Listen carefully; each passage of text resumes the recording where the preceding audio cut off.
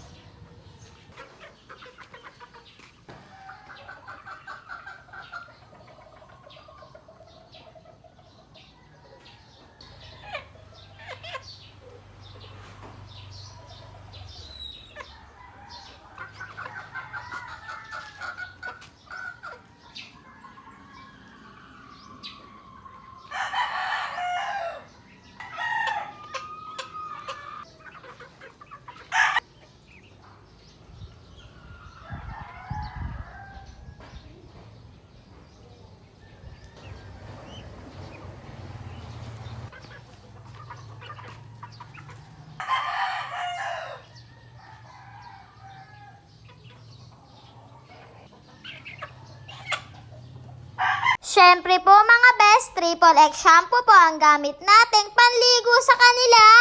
Para kung may kuto man po sila o hanip sa kanilang mga balahibo, ay mawawala po ito. Shout out po mga best!